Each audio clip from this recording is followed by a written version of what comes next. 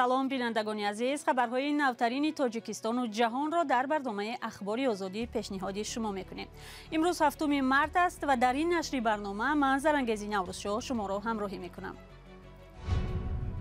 جنگ روسیه در اوکراین شدت میگیرد. تعداد پناهجویان هم در اروپا بسیار زیاد می شود. ما از تمام جهان التجا میکنیم به ما کمک کنه، چون این سرزمین ما کشور ما است. ما جای دیگری برای رفتن نمیخواهیم. مقامات انتظامی تاجیکستان بر ضد عزت امان حامی شناخته حقوق مهاجران تاجیک پرونده نو باز کردند. خویشاوندانش میگویند بی اساس است. کاهش پرواز هواپیماها از تاجیکستان به روسیه و نگرانی‌ها از احتمال بالاروی نرخ بلیط. این ماهی مارس شدت میکنه. آیا باید هواش شود یا نشود نامعلومه. با ادامه جنگ و ویرانی در اوکراین، نظامیان روس گفتند برای کوچ دادن مردم غیر نظامی از شهرهای کیف و ماریوپول و خارکوف به جای بخطر آتش بس اعلام کردند. خبرگزاری ریا نووستی با تکیه به وزارت دفاع روسیه خبر داده است که به مردم فقط اجازه رفتن به روسیه و بلاروس داده شده است. مقامات اوکراین این عمل روسیه را غیر اخلاقی نامیده طلب کردند که به مردم اجازه داده شود از طریق حدود اوکراین کشور را ترک کنند. تعداد پناهجویان اوکراینی تا امروز به 1.5 میلیون نفر رسیده است. گزارش را در این باره همکارم طاهری سفر تقدیم می‌کند. این پل مرزی در بین مجارستان و اوکراین رمزی است. از اینجا 30 سال پیش آخرین سرباز شوروی به اوکراین آن زمان یکی از جمهوری‌های سابق اتحادیه شوروی گذشته است. همان وقت اکثریت فکر می‌کردند که با همین نفوذ روسیه در اروپای مرکزی ابداً تمام می‌شود. اما حالا با حمله روسیه به اوکراین از صدها هزار نفر به همین سمت از جمله مجارستان فرار می‌کنند. چند قدم در داخل اوکراین خبرنگار صدای آمریکا یک گروه از جمله یانا مادر 31 ساله را دید که از شهر بوچا در نزدیکی کیف با فرزندش گریخته است. او راه خانه‌اش را نشان می‌دهد که ممکن است دیگر به آنجا برنگردد. اینجا راه در بوچا است که دختر من به کودکستان میرفت. یانا نخواست نسبش را بگویند و رویش را نشان دهند. دیگران پروا نداشتند. من تمام زندگیم را، تمام دار و ندارم را گذاشته آمدم. این یک دیوانگی است. پایتخت کشور شما بمباران می شود. این وحشتناک است. در مرکز اروپا و در عصر 21 این باور نکردنی است. در چند روز گذشته بیشتر از 100,000 نفر به مجارستان آمدند. صدها هزار دیگر به کشورهای دیگر به خصوص لهستان رفتند. تعدادشان زیادتر می شود و دعوت‌ها برای کمک به اوکراین می افزاید. ما از تمام جهان التجا میکنیم به ما کمک کنه، چون این سرزمین ما کشور ما است. ما جای دیگری برای رفتن نمیخواهیم. ما اوکراینی ها هستیم. خانواده 44 میلیون نفری و از مردم روسیه میخواهیم به کوچه ها برآمده تظاهرات کنند. آنها نزاده‌اند. با حمله روسیه به اوکراین، نخست وزیر مجارستان ویکتور اوربان سیاست سختگیرانه مهاجرت به کشورش را سبکتر ساخت و گفت مهاجران اوکراین را زود و آسان قبول میکنند. حکومت‌های محلی مرکزهای قبول و نگهداری برای پناهجویان باز کردند. مؤسسه‌های دولتی با غذا تامین میکنند. مؤسسه‌های امدادی خیریه جمع می‌آورند. ما وسایل بهداشتی کودکان را آوردیم. کنسر و دارو برای تب، وسایل بهداشتی برای زنان. کسی پروا ندارد از کجا آمدند. به ما کمک ضرور است. ما باید اینجا باشیم. با اوج گرفتن حمله و خشونت، راه فرار پناهجویان به محل‌های امن نیز مشکل می شود و گذشتن آنها از مرز نیز مشکل تر. چند روز پیش اینجا یک راه آسان فرار به جای امن بود، ولی دیگر چنین نیست. در ضمن گروه از پناهنده های تاجیک که از اوکراین به لهستان رفتند میگویند یک هفته باز در پناهگاه در شهر کرچوا قرار دارند. با گفته آنها تعدادشان به بیش از 200 نفر میرسد. لهستان به آنها 15 روز مهلت داده است تا به تاجیکستان برگردند. پناهجویان میگویند برای بازگشت پول ندارند و از مقامات کمک خواستند. تا حال به اطلاع سفارت تاجیکستان در اوکراین بیش از 1300 شهروند تاجیکستان از اوکراین به لهستان و مولدو پناه بردند. امام الدین ستاری سفیر تاجیکستان در آلمان روز 7 مارس به رادیوی آزادی گفت در حال حاضر 230 شهروندی که خواهش بازگشت را دارند ثبت نام شدند و به زودی به تاجیکستان پرواز میکنند. با افزایش تحریم‌های غرب بالای روسیه تعداد پرواز هواپیماها به تاجیکستان از روسیه کم شده است. کاهش پروازها در شب و روز پیش آمد که موسم سفر مهاجران به روسیه آغاز می شود. طبق اطلاع رسمی تا آخر ماه فوریه هفته از تاجیکستان به روسیه 120 پرواز صورت می گرفت. تعداد پروازها حداقل تا 25-30 عدد کاهش یافتند. کارمندان برخی از بلیط فروشی ها می گویند کاهش پروازها علاقه نرخ بلیط را بالا مثلا مسکو بالا برده است. مولا رجب یوسفی و نگاره فضل‌الدین موضوع را تحقیق کردند. این مرد باید همین شب به شهر ولگاگراد پرواز میکرد. او از شرکت سیبیر یا S7 بلیط خریده بود. روز 5 مارس این شرکت روسی اعلان کرد که پروازهای بین المللی خود را قطع میکند. چون این تصمیم مسافران این شرکت را در تاجیکستان در حالت ناگوار گذاشته است. میگن که یک ماه اجداد میکنه تا 28 همین ماه اخیر این ماهی مارس اجداد میکنه. آیا باید هواش شوه یا نشوه نامعلومه. روز 7 مارس چندین نفر در نزد نقطه بلیط فروشی شرکت سیبر جمع آمده بودند. همه آنها در دست بلیط پرواز را دارند که حالا معلوم نیست کی به آسمان بلند می شود. واقعا سیبیر 6450 خواتیر مخی کسب مختم چی تو در دست گشتیست نمیتونه گون اینفورماسیون میگم محکمه که سابشینی اومد ای وزارت.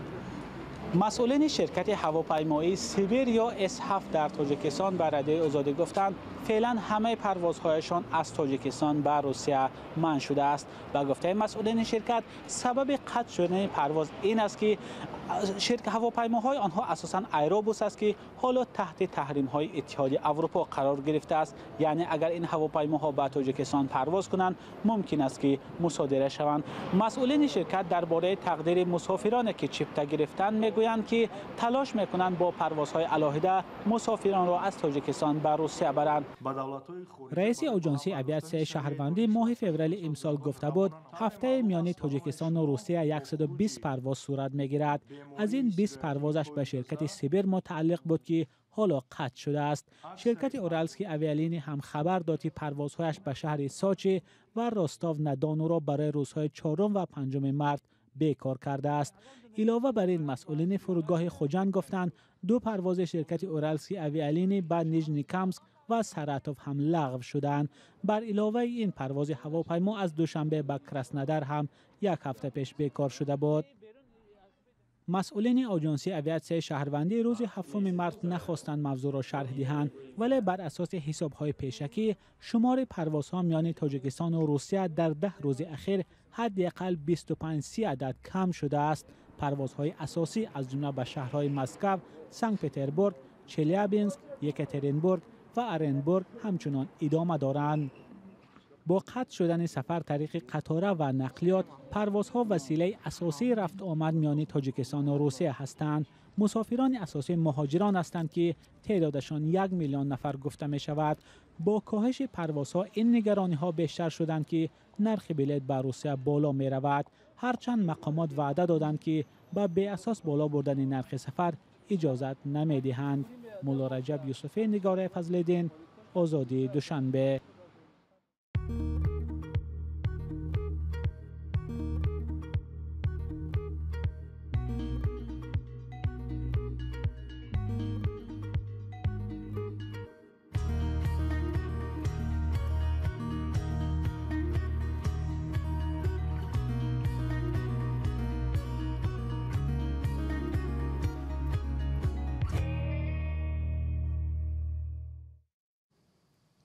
مقامات تفتیشاتی بر ضد عزت امان حامی زندانی مهاجران تاجیک پرونده دیگر با جرم قلابی باز کردند. عزت امان که از حامیان شناخته حقوق مهاجران بود، تیر ماه سال 2021 با عین گناه به 9 سال زندان محکوم شد. حالا نزدیکانش این اتهامات را بی اساس می‌دانند و می‌ترسند که حکم زندانی او درست‌تر می‌شود. همکارم میرزانبی خالقزاد این موضوع را پیگیری کرد و حالا در استودیو با ماست. میرزانبی، اول درباره جزئیات پرونده نو بر ضد عزت امان میگفته. بله زرنگیز پرونده را مفتشان وزارت امور داخلی تاجیکستان باز کردند و یک منبع در ریاست تفتیشاتی وزارت روز 7 مارس امروز به ما گفت که بر ضد عزت امان با گمان قلابی به مقدار مخصوصا کلان پرونده باز شده است که عین پرونده قبلی جنایتی بر ضد اوست که 9 سال زندانی شد. نماینده ریاست که نخواست نامش برده شود افزود که پرونده بر اساس شکایت نورالله واحدوف یک ساکن ناحیه باختر باز شده است که ادعا میکنند که عزت امان با وعده انتقال دادنی و از یک زندان جمهوری مولداوی روسیه به تاجیکستان از او $10,000 گرفته و وعده را اجرا نکرده است و پولش را هم بر نگردانده است.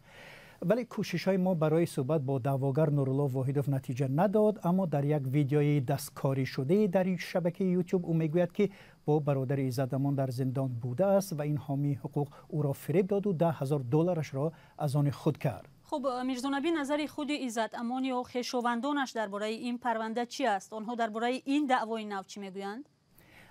ببینید، من با مادرش اشوربیبی خلوه امروز صحبت کردم و گفت که این ادعا بی اساس است. در واقع او تصدیق کرد که یک فرزندش همراه دعواگر نورالله واحدوف در مرداو زندانی بوده است، ولی سال 2010 عزت امان بعد آزادی پسرش پول دعواگر را برگردانده است و در عوض $6,000 ماشین مرسدسش را به او داده است. اشوربیبی خلوه میگوید که مسئله همون وقت حل شده بود و حالا او نمیداند که چرا نورالله واحدوف چنین دعوا میکند و در امروز حالا فرزندان عزت امان و مادر و دیگر خویشاوندانش میترسند که این حامی حقوق به سالهای درازتر زندان محکوم نشود.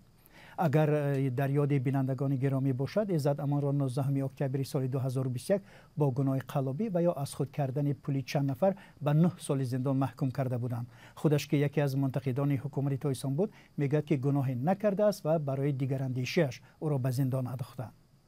تشکر همکارم میرزا نبی خالقزاد درباره باز شدن پرونده نو بر ضد عزت امان حامی حقوق شناخته مهاجران تاجیک در روسیه صحبت میکرد.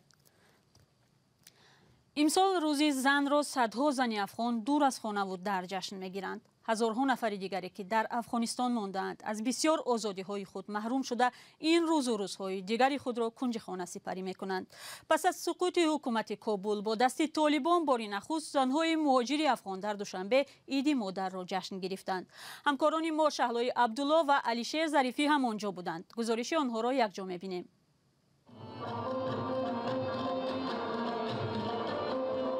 برعکس چند چوربینی اخیر، این بار تالار سفارت افغانستان در دوشنبه پر از آدم بود.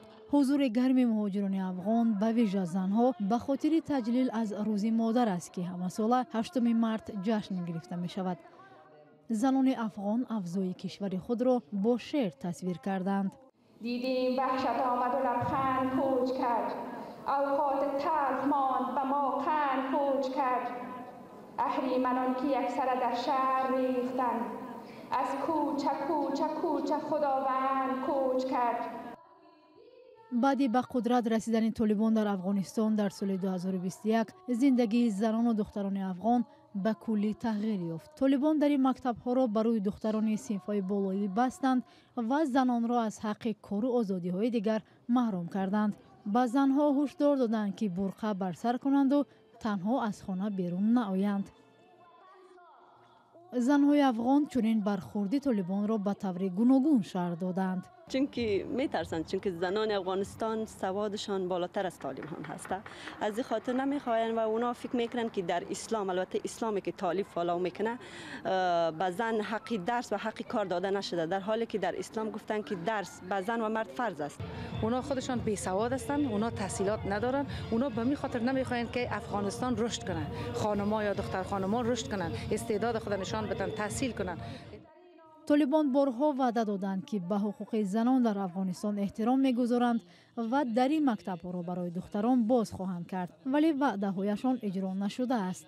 بیش از 6 ماه می شود طالبان در افغانستان سر قدرت هستند، ولی هیچ کشور حکومت آنها را اعتراف نکرده است. احترام به حقوق زنها یکی از طلب‌های اساسی جامعه جهانی از طالبان است. شناخت راوی امیور پسر آمیر از اینجا به پایان برنامه اخباری آزادی رسیدیم. تا برنامه‌های دیگر، خدا نگهدار شما.